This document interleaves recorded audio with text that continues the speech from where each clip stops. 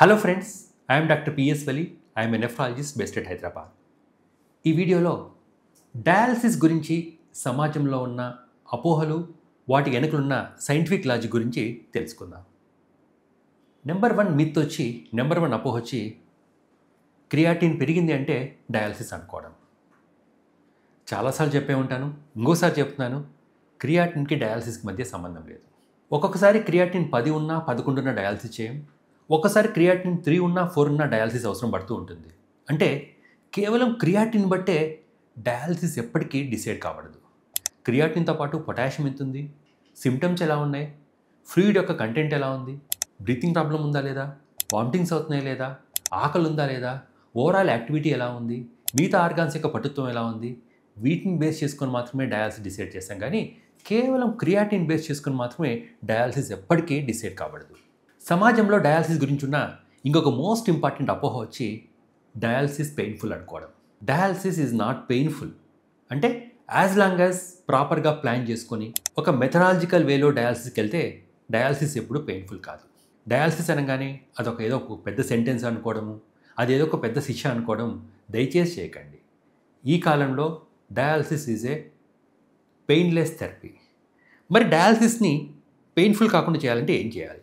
డయాలసిస్ని పెయిన్ఫుల్గా కాకుండా ఉండాలంటే చేసుకోవాల్సిన మోస్ట్ ఇంపార్టెంట్ అంశం ఒక రెగ్యులర్ డాక్టర్ దగ్గర, ఒక రెగ్యులర్ నెఫ్రాలజిస్ట్తో రెగ్యులర్గా ఫాలోఅప్లో ఉండడం. ఇలా ఉండడం వల్ల క్రియాటినిన్ పెరుగుతున్నప్పటికీ, బికాజ్ సీకేడీలో క్రియాటినిన్ పెరుగుతూనే ఉంటుంది, బట్ మెడిసిన్స్ యొక్క ఫాలోఅప్ ఉండడం వల్ల ఆ పెరిగే స్పీడ్ని తగ్గించుకోవచ్చు.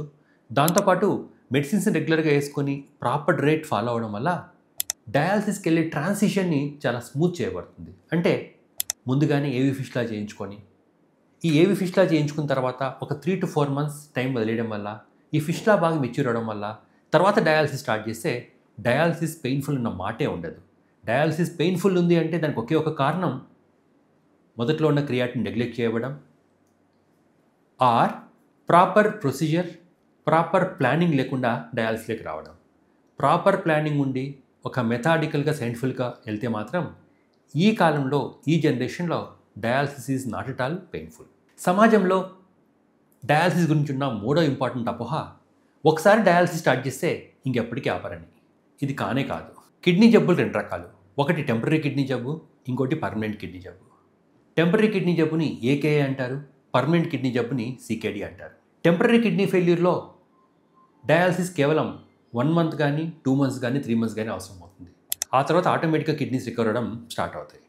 కేవలం ఈ 1 month నుంచి 3 months వరకు, అంటే తుఫాను వచ్చిన తర్వాత తుఫాను తీరం దాటేంత వరకు మనం ఎలాగైతే ల్యాండ్ని కాపాడుకుంటామో అదేవిధంగా టెంపరీ కిడ్నీ ఫెయిల్యూర్లో కేవలం టెంపరీగానే డయాలసిస్ అవసరం పడుతుంది.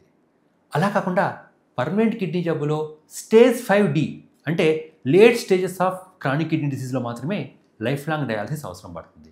ఇలాంటి పర్మనెంట్ కిడ్నీ ఫెయిల్యూర్ పేషెంట్స్లో 2 కిడ్నీలు కలిపి 5% కన్నా తక్కువ పనిచేస్తుంటే మాత్రమే లైఫ్ లాంగ్ డయాలసిస్ అవసరం పడుతుంది. ఇలాంటి వారిలో కూడా ట్రాన్స్ప్లాంట్ చేయించుకోవడం వల్ల డయాలసిస్ తప్పించుకోవచ్చు. అంతే తప్ప ప్రతి ఒక్కరిలో డయాలసిస్ లైఫ్ లాంగ్ అనుకోవడం, దీన్ని మించిన పెద్ద అపోహ ఇంకోటి లేనే లేదు. మేము చూసే డయాలసిస్ పేషెంట్స్లో 60% మంది లైఫ్ లాంగ్ డయాలసిస్లో ఉంటారు. అట్లీస్ట్ 30 to 40% మంది టెంపరీ కిడ్నీ జబ్బు, టెంపరీ డయాలసిస్లో 1 monthలో కానీ 3 monthsలో కానీ డయాలసిస్ నుంచి బయటకు వస్తూ ఉంటారు. డయాలసిస్ గురించి సమాజంలో ఉన్న ఇంకొక పెద్ద అపోహ డయాలసిస్ అనగానే డైట్ రిస్ట్రిక్షన్స్ టూ మచ్గా ఉంటాయని. యాక్చువల్ సత్యం ఏంటంటే డయాలసిస్ స్టేజ్కి వచ్చిన తర్వాత 80% డైట్ రిస్ట్రిక్షన్స్ తగ్గిపోతాయి. కేవలం 20% డైట్ రిస్ట్రిక్షన్స్ మాత్రమే ఉంటాయి.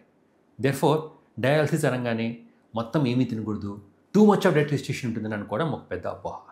రాదర్ డయాలసిస్ స్టేజ్కి రాని సీకేడీ పేషెంట్స్లో కంటే కూడా డయాలసిస్ స్టేజ్కి వచ్చినాక డైట్ రిస్ట్రిక్షన్స్ 70% తగ్గిపోతూ ఉంటాయి. Diet is still crucial, but still diet ఒక పనిష్మెంట్ అయితే కానే కాదు. డయాలసిస్ గురించి ఉన్న ఇంకొక మోస్ట్ ఇంపార్టెంట్ అపోహ డయాలసిస్కి రావడం వల్ల లైఫ్ షార్ట్ అయిపోతుంది అనుకోవడం. యాజ్ లాంగ్ యాజ్ గుండె బాగున్నంత కాలం, యాజ్ లాంగ్ యాజ్ బ్రెయిన్ బాగున్నంత కాలం, యాజ్ లాంగ్ యాజ్ ఇన్ఫెక్షన్స్ రానంత కాలం ఈ మోడర్న్ ఎరాలో, ఈ మోడర్న్ టెక్నాలజీలో ఒక ప్రాపర్ డిసిప్లిన్ పేషెంట్కి డయాలసిస్ మీద లైఫ్ స్మూత్గా ముందుకెళ్తూనే ఉంటుంది. అంతేగాని ఎప్పుడో 20-30 years యొక్క అవగాహన మనసులో పెట్టుకొని డయాలసిస్ అనగానే ఎండ్ స్టేజు, డయాలసిస్ అనగానే షార్ట్ లైఫ్ని ఎప్పుడూ అనుకోకండి. ఈవెన్ మా దగ్గర ఉన్న పేషెంట్స్లో కూడా ఎన్నో సంవత్సరాల నుంచి డయాలసిస్ చేసే పేషెంట్స్ చాలామంది ఉంటారు. ప్రొవైడెడ్ హార్ట్ బాగున్నంత కాలం, మజిల్ బాగున్నంత కాలం, బ్రెయిన్ బాగున్నంత కాలం, ఇన్ఫెక్షన్ రానంత కాలం డయాలసిస్ పేషెంట్స్ యొక్క లైఫ్ స్పాన్ చాలా డీసెంట్గా ఉంటుంది. సో ఫ్రెండ్స్, డయాలసిస్ గురించి రకరకాల అపోహలు ఉంచుకోకుండా ఒక ప్రాపర్ సైంటిఫిక్ ఇన్ఫర్మేషన్ తెచ్చుకొని ప్రాపర్ అవేకెండ్ వేలో లైఫ్కి ముందుకు తీసుకెళ్దాం. ఇంకేమైనా డయాలసిస్ గురించి డౌట్స్ ఉంటే కామెంట్ సెక్షన్లో కామెంట్ చేయండి.